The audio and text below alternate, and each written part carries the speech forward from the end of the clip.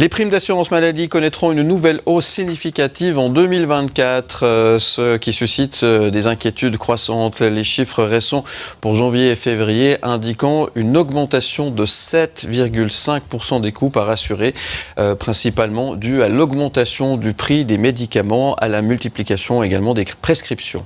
L'année dernière, les caisses maladie ont enregistré une perte de 1,5 milliard de francs, ce qui conduit encore à une nouvelle augmentation des primes. Depuis la fin de la pandémie de la Covid-19, les coûts ont explosé tandis que les primes augmentent à un rythme beaucoup plus rapide que les revenus. Cette situation met les salariés ordinaires dans des incapacités bientôt de pouvoir payer leurs assurances maladie. D'ailleurs, une enquête montre que les Helvètes ont été très nombreux à changer d'assureur pour des tarifs moins élevés.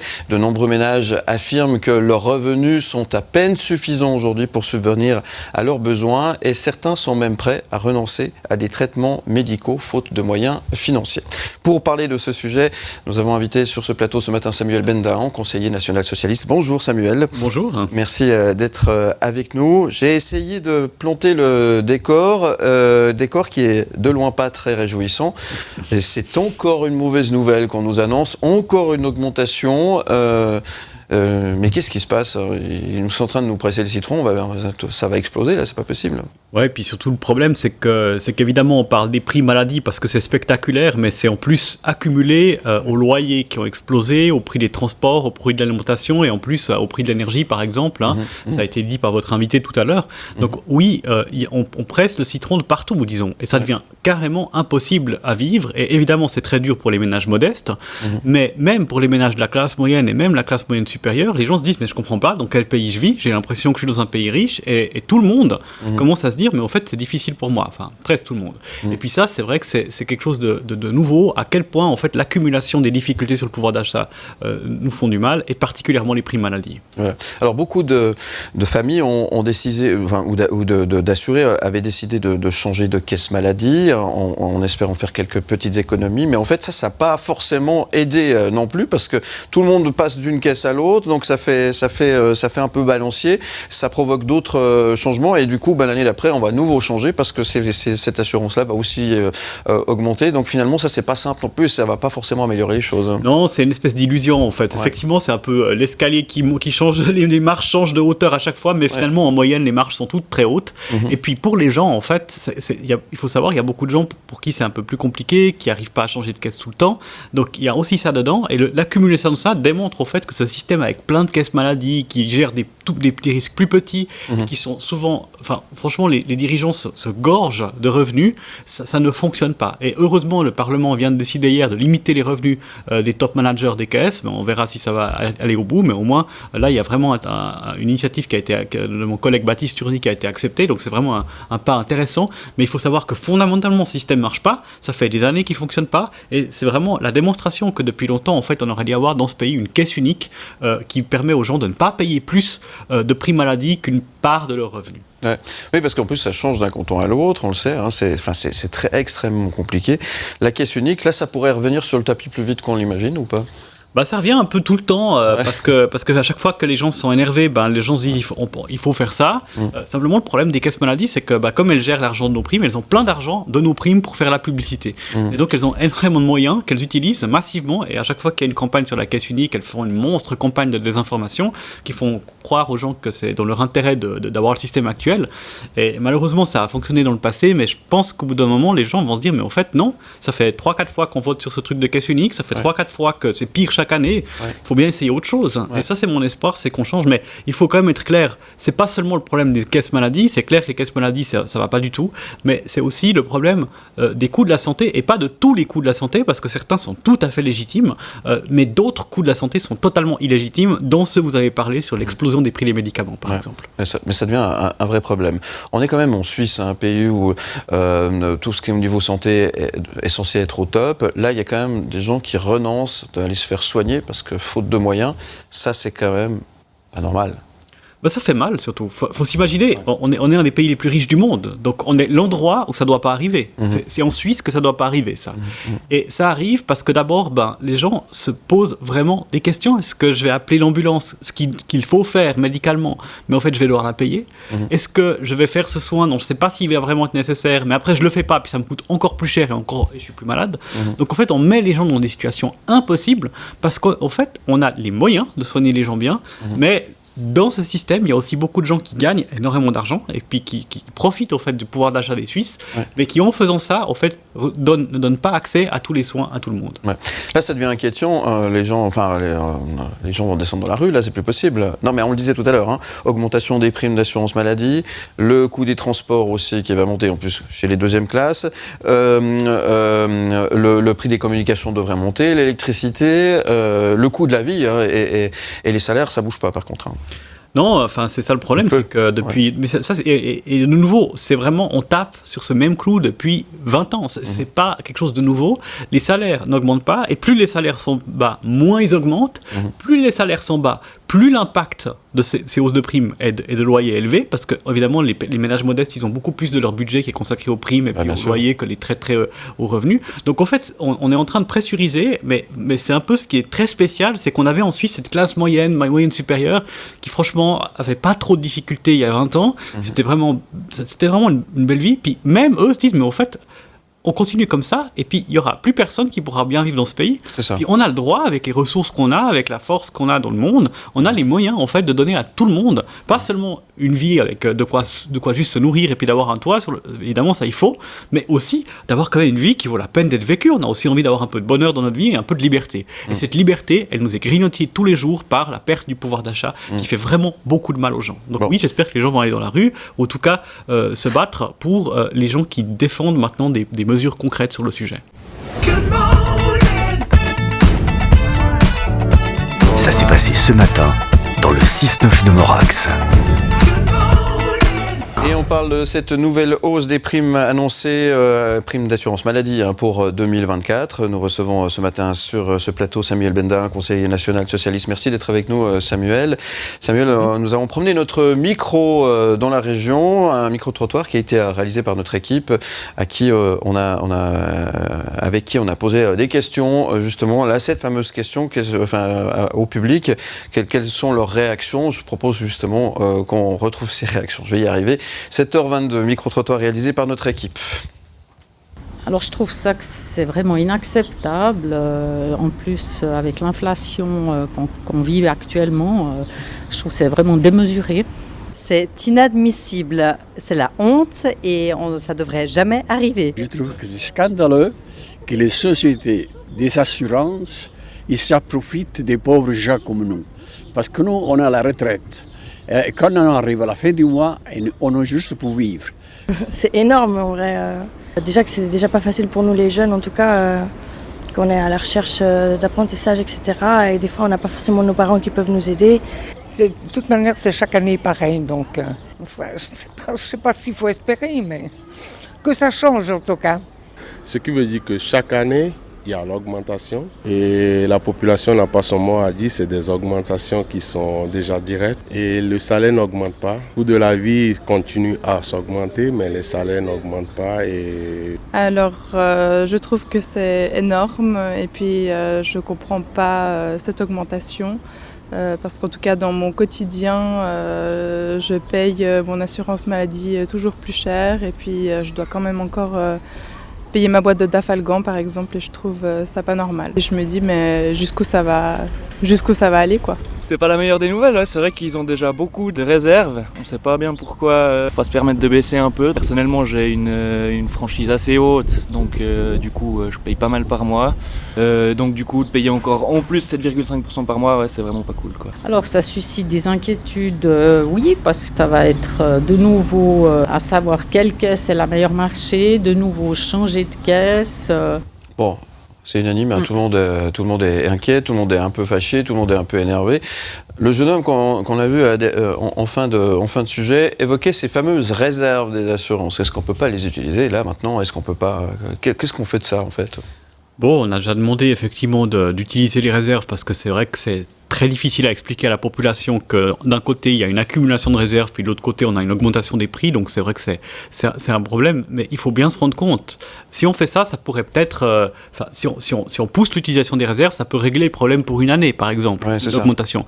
Mais le vrai problème qui est derrière, il est bien plus large. J'aimerais quand même dire, ces gens aussi, moi je les comprends, ils sont énervés pour deux raisons.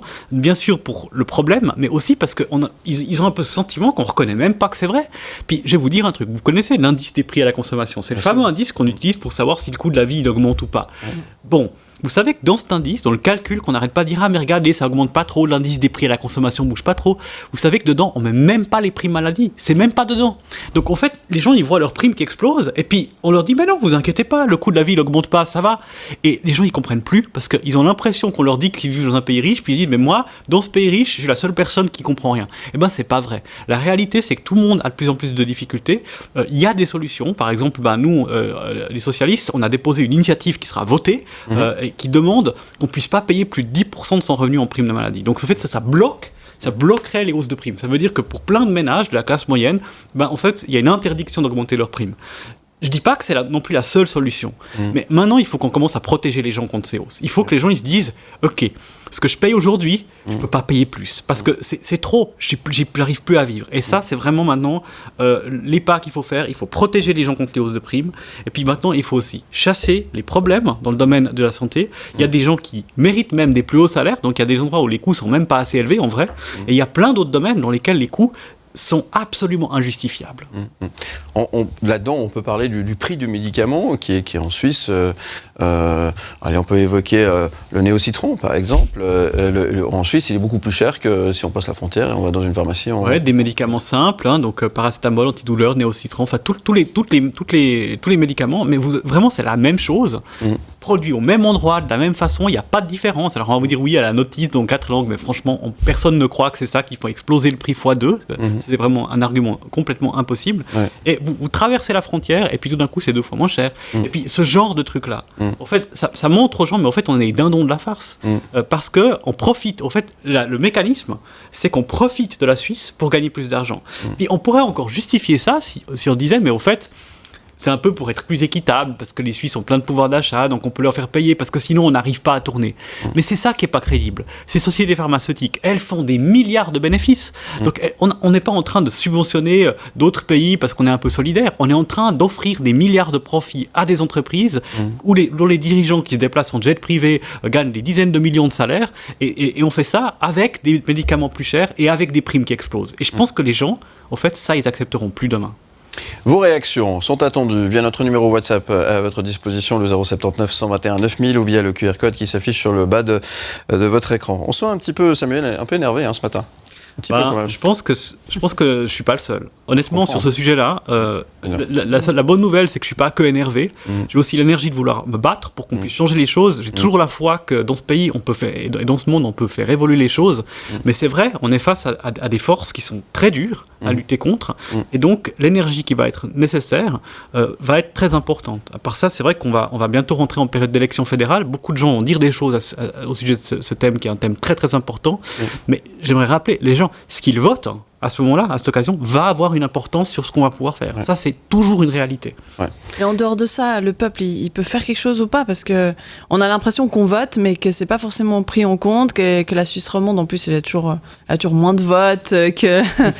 Donc, on n'a pas l'impression que ce qu'on vote passe vraiment. Mais il faut aller voter, justement. Il faut aller voter, et puis il faut vraiment s'assurer que les gens pour qui on vote sont des gens qui vraiment ont ça à cœur de changer les choses et pas défendre les intérêts des industries pharmaceutiques ou des fabricants de matériel lourd médical étrangers. Et ça, les gens, c'est vrai, en fait, les gens ne votent pas. Il y a une grande majorité des gens qui ne votent pas dans les élections ou qui peut-être prennent pas le temps, mais moi je ne leur jette pas la pierre parce que c'est assez dur de prendre la bonne décision. Franchement, c'est ça aussi le problème, on n'a pas le temps de s'intéresser à la politique. C'est un des gros combats aussi qu'il faut qu'on mène, c'est que de laisser le temps aux gens de se renseigner. Je pense que si les gens avaient un peu plus de temps pour se renseigner sur la politique, ils verraient, mais en fait, la politique, c'est pas tous des pourris. La politique, c'est des gens qui défendent des choses différentes, et certains, en fait, défendent certaines idées, d'autres défendent d'autres idées, et les gens doivent réfléchir et dire, mais finalement, quel est mon intérêt, et surtout, quel est l'intérêt du pays, aujourd'hui, par exemple, par rapport à la crise du pouvoir d'achat qu'on vit. On va se détendre un petit peu, on va aller faire un petit tour à Cannes, sur la Croisette, Festival de Cannes qui se déroule en ce moment avec Jérémy Amsalag. Et puis on va revenir tout à l'heure pour parler des choses sérieuses. Allez, on se détend un petit peu, 7h29, sur la Croisette de Cannes. Sur la Croisette de Cannes, avec Jérémy Amsalag. Retiens la nuit avec toi, elle me paraît si belle. Voilà, nous, notre public, on a pas mal de personnes âgées dans le public. Donc nous, le Festival des Cannes, forcément, c'est quelque chose qui nous marque un peu.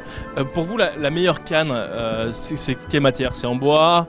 C'est en aluminium? C'est quoi la meilleure canne possible? La meilleure canne moi je dirais en bois quand même. Je sais pas. Ouais, moi aussi en bois.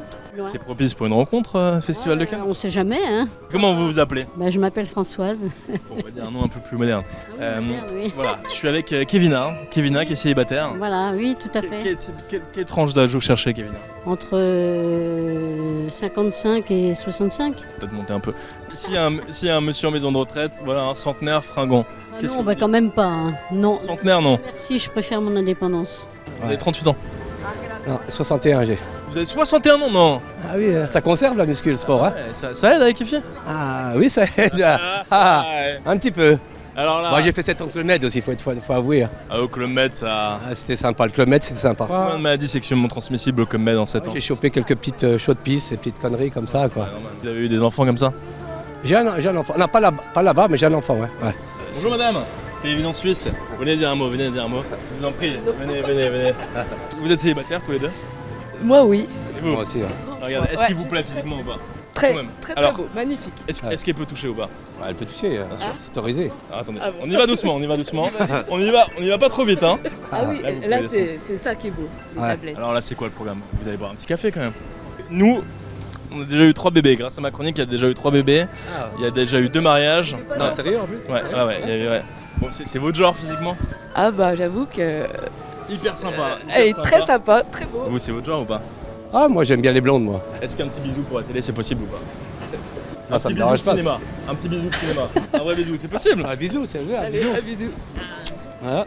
Merci à l'émission Aime le Média pour cette magnifique rencontre avec cette charmante personne. Alors, c'est à Cannes, sur la Croisette, mais ça, c'est pas du cinéma. C'est du pur Jérémy Amsalag. Il est complètement fou. C'est incroyable quand même, les gens qu'il rencontre sur cette Croisette. Ça s'est passé ce matin dans le 6-9 de Morax. On parle des nouvelles hausses des primes d'assurance maladie pour 2024 avec Samuel Bendahan qui nous fait le plaisir d'être avec nous ce matin pour répondre à toutes vos questions, tous vos messages. Samuel Bendahan, conseiller national socialiste. Merci d'être avec nous, Samuel. Nous avons reçu pas mal de messages ce matin. C'est le sujet qui fait réagir au 079 121 9000 et via le QR code qui s'affiche sur le bas de votre écran. Attention, vos messages uniquement par WhatsApp. C'est Elsa qui s'est occupée de recueillir tous ces messages justement et qui en fait la section. Et des réactions. Également. On commence avec celle de Romain qui dit « Changer pour changer, cela ne vaut pas la peine, surtout que les complémentaires sont-elles très difficiles à résilier. Pourquoi d'ailleurs ?» En fait, les complémentaires, c'est un système très très difficile parce qu'en fait, ça fait peur aux gens aussi qu'on les résilie dès que les gens sont âgés. Donc les gens sont vraiment très inquiets par rapport aux complémentaires. Mais alors, il faut quand même changer de caisse parce que si vous le faites pas, vous allez juste payer plus cher pour la même chose. Donc il faut le faire pour l'assurance de base. Les complémentaires, vous êtes un peu obligé de rester là où vous êtes. C'est très compliqué de changer de complémentaire, c'est vrai. Mais pour l'assurance de base, et vous avez le droit de changer que l'assurance de base, vous n'êtes pas obligé de changer les deux en même temps. Donc c'est pas grave d'avoir la complémentaire quelque part si vous en avez une et puis celle de base. Mais je sais que c'est un peu embêtant, mais si vous changez l'assurance de base, vous allez gagner de l'argent. Il faut le faire chaque année, c'est embêtant, c'est un système qui est nul, mais tant que ce système nul est là, il faut au moins faire ça. Ok. Daniela, scandaleux, encore une hausse annoncée pour cette année 2023. L'assurance maladie devrait être comme l'AVS, tant de pourcentage du salaire et pas plus. Exactement, d'ailleurs le PS avait proposé une initiative qui demandait exactement ça, des primes en fonction du revenu, qui faisait que c'était un pourcentage, ce qui aurait été bien, c'est que si c'était comme ça, pour 95% de la population, les primes seraient plus basses, tout le monde paierait moins, parce qu'on paierait en fonction des moyens qu'on a, et effectivement, quelqu'un qui gagne 500 000 francs par an, il paierait un peu plus, c'est pas grave, il va quand même bien vivre, je vous assure, ça va aller, mais pour les autres gens, pour qui c'est vraiment dur, au moins on protégerait les gens. Maintenant, on est en train d'avoir cette initiative dont je parlais avant, des 10% du revenu. Quelque part, c'est au moins une prime en fonction du revenu, au moins pour la classe moyenne. Donc ce serait déjà mieux qu'aujourd'hui. Justement, alors j'ai reçu une réaction d'une personne qui dit justement que où est passée cette initiative. Apparemment, elle avait été aboutie le 25 février 2020, c'est juste. On donne des dates, mais maintenant, c'est juste, oui. On l'a toujours pas votée, donc vous dites que c'est en cours. C'est un système, le système parlementaire est spécial et prend un peu de temps, c'est triste parce que j'aimerais bien que ça arrive tout de suite. Au fait, l'initiative, quand elle est acceptée, le Parlement va la discute, et puis ce qu'il peut faire, le Parlement, c'est un contre-projet. Alors le contre-projet, c'est un autre projet qui va un peu dans le même sens, mais qui est fait par le Parlement, qui sera probablement moins bien, ça c'est clair, mais qui permet d'avoir tout de suite quelque chose avec une majorité politique. Donc au fait, on va devoir bientôt choisir, est-ce qu'on accepte un contre-projet du Parlement, et puis du coup, ça viendrait, et puis ce serait peut-être bien, selon comment il est fait, ça peut être vraiment bien, ça peut marcher, ou est-ce qu'en gros le Parlement fait n'importe quoi, comme il fait souvent, et puis du coup, on va être obligé de quand même dire, ma foi, le peuple votera. Et nous, on peut utiliser l'initiative comme une pression en disant, si vous ne faites pas un bon projet au Parlement qui aide la classe moyenne, nous on n'a pas la majorité, les socialistes, mais grâce à cette initiative qui est posée, on peut dire si vous ne faites pas quelque chose pour les gens pour une fois, si vous ne faites pas enfin quelque chose pour la classe moyenne et puis les revenus modestes, alors l'initiative sera votée et puis vous serez obligé de faire quelque chose comme ça. Ça nous aide à avancer aussi au Parlement. David, y a-t-il une solution pour les personnes très peu malades et qui doivent placer leur franchise au plus haut et ne gagner que 20 francs finalement de différence sur la franchise la plus basse ? Ça, c'est une très bonne question parce que c'est une vraie question de société. Est-ce que les gens qui sont peu malades doivent payer beaucoup moins ou est-ce qu'on doit vivre dans un système où si on a la chance d'être en bonne santé, en fait, on va pas dire, du coup, c'est les gens qui ont la malchance d'avoir un cancer qui doivent payer plus de primes. Personnellement, je vous le dis, les gens, en fait, je comprends qu'ils disent ça parce que quand on a la peine à boucler les fins de mois, puis qu'on paye beaucoup de primes, puis qu'on n'a pas besoin de ça, je comprends que ça nous énerve. Mais au fait, la vraie société juste, c'est une société où on est tous assurés contre ce qui se passe, et puis ceux qui sont bien portants sont solidaires avec les autres. Mais évidemment, les gens se disent, moi je peux pas être solidaire, j'ai pas les moyens. Donc je comprends ça, il faut régler d'abord ce problème, donc il faut baisser les primes pour tout le monde. Et puis une fois qu'on a, par exemple, mis des primes en fonction du revenu, moi je pense pas qu'il faut dire aux gens qui sont en mauvaise santé, déjà tu es en mauvaise santé, puis en plus tu dois payer plus cher tes primes. Ça, c'est pas très juste. Et ça, c'est un système, ça fonctionne si on est en bonne santé, mais il faut aussi avoir des réserves, parce que quand il arrive un imprévu, ce qu'on disait tout à l'heure, mieux va avoir de quoi se retourner. En fait, en Suisse, on a des systèmes les plus absurdes de ce point de vue-là, c'est qu'en fait, comme vous avez une franchise, le premier pépin de santé que vous avez, vous payez 100% de votre poche. Tout. C'est comme si vous n'êtes pas assuré. C'est quand même violent. Ce qui fait qu'en fait, si vous pouvez éviter d'aller chez le médecin, mais même si vous avez besoin, vous n'allez pas. Mais ça, c'est horrible. Puis en plus, une fois qu'on a atteint la franchise, alors c'est un peu le contraire. On a dépensé beaucoup trop, c'était très cher.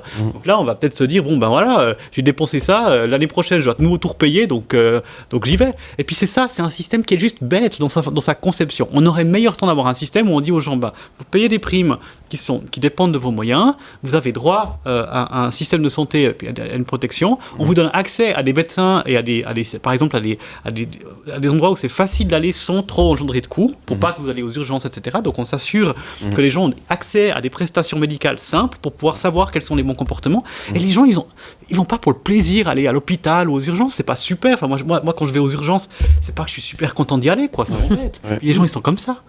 Et c'est souvent encombré, et on perd du temps, et c'est vrai qu'on n'a pas forcément envie d'y aller, effectivement. Autre message arrivé sur notre numéro WhatsApp. Là aussi.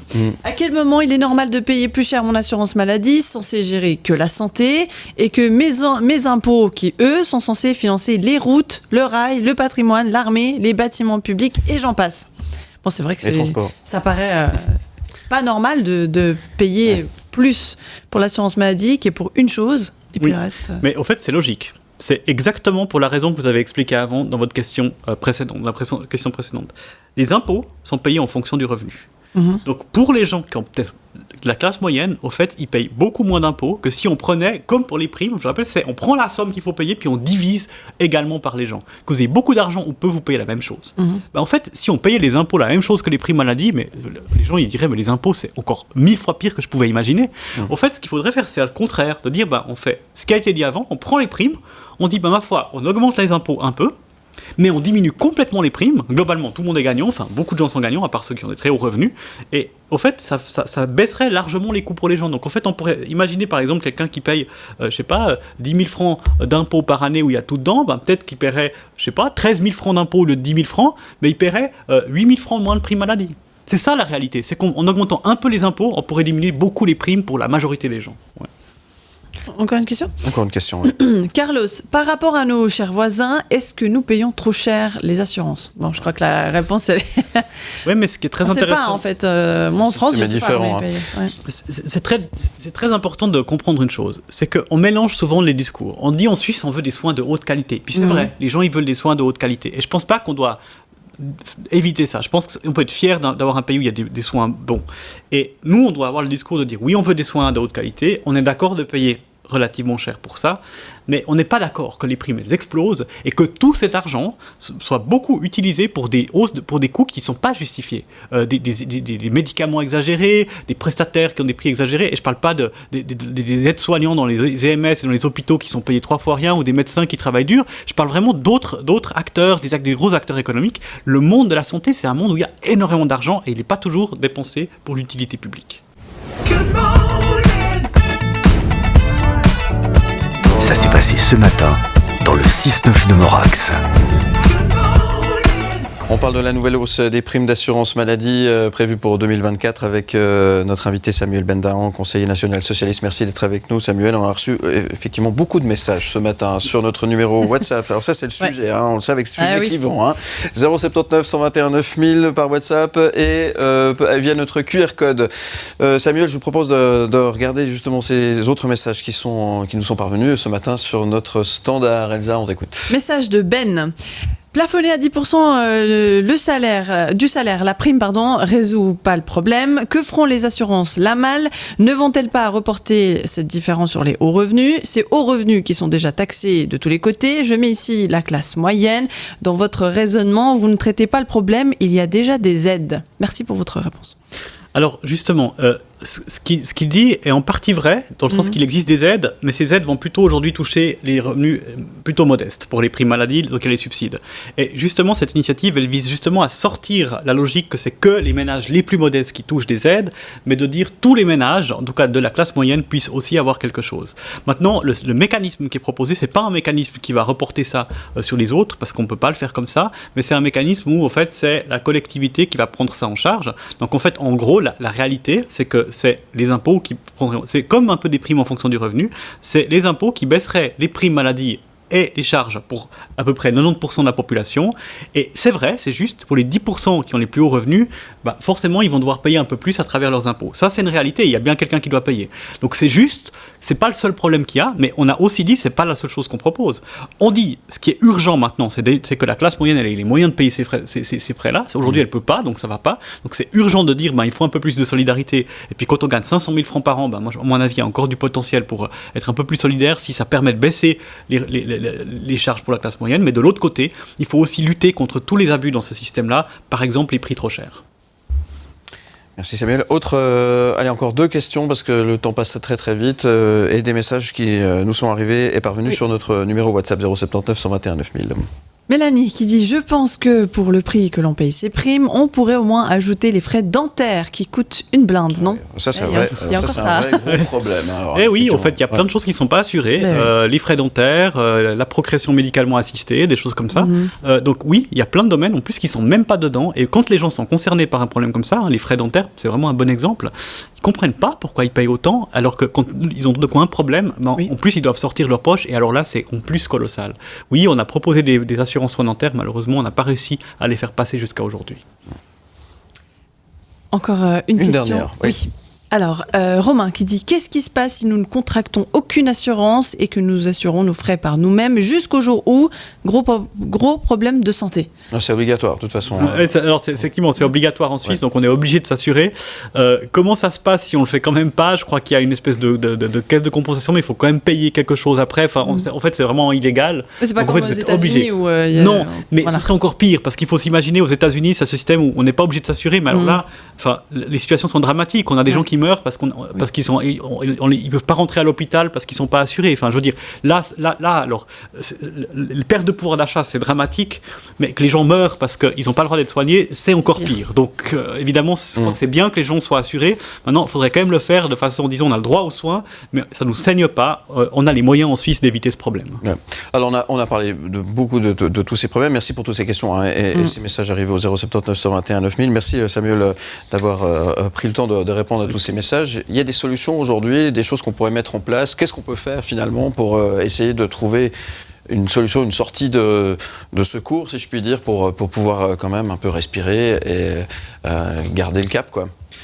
Bon, à part les solutions qu'on a discutées, qui sont des espèces de solutions temporaires qui vont vraiment aider les gens, donc elles sont très importantes, je pense qu'on n'arrivera jamais à se sortir de toutes ces histoires-là si dans notre pays qui est tellement riche, on a tellement d'inégalités et d'injustices. Il y a tellement la classe moyenne, elle souffre. C'est étonnant dans un pays riche, on a une classe moyenne qui souffre, des ménages modestes qui souffrent, et en même temps tant de richesses et puis tant de fortune.